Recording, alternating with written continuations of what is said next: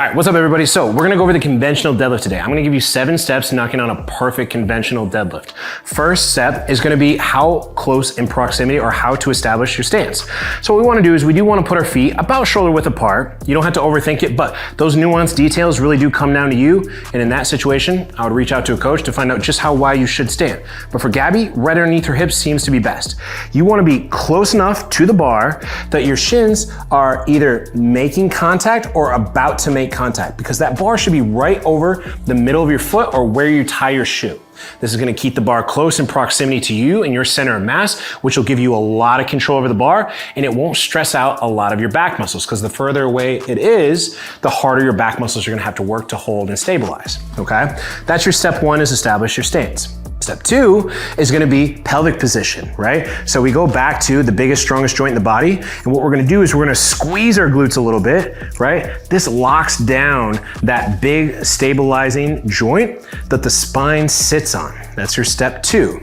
Step 3 is gonna be a breathing out process. So if you've seen our squat video, it's the same thing. We have a narrow space in our mouth that we breathe out. When we breathe out real hard, if you practice this at home, you're gonna feel your core muscles get real tight. What is happening is these core muscles are aiding your diaphragm and pushing air out of your lungs, but because we have a small space for our mouth, the core muscles have to work hard to help.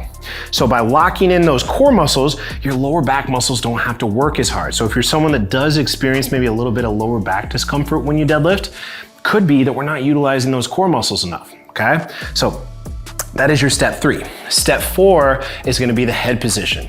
So what we're gonna do when we think about head position, because the head can move very freely, but the head is at the top of your spine. And our neck muscles and upper back muscles need to be involved in a good deadlift. Because if you've ever seen someone really cat back their deadlift, right? They're probably not tightening up those upper back muscles enough. So what she's gonna do is she's gonna tuck her chin. Now notice that we did all of this without actually bending over.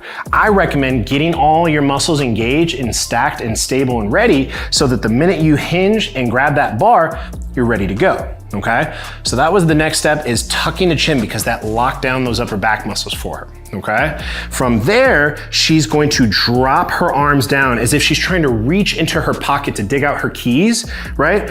Why are we doing this? Because that engages the lat muscles. Think about it, guys. Your back is composed of mostly lat muscle. That is a majority of what's back here, right? So we wanna get those big lat muscles involved, and if she reaches down without bending over, without crunching, her lat muscles are packing into all of these muscles, her glutes, her core muscles, her upper back muscles. Now they're all working together. She's got all this kinetic energy built up. So now we only got 2 more steps to knocking out this deadlift, and we haven't even touched the bar yet. From there, she can go ahead and hinge to set her grip. So we keep and maintain all that tension.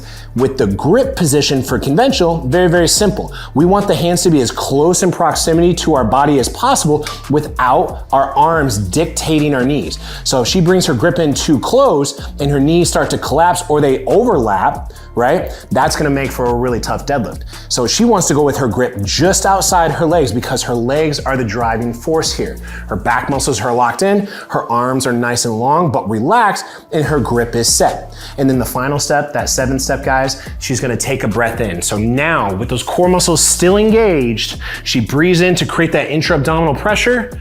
She's ready to pull. Now all she's gotta do is stand up.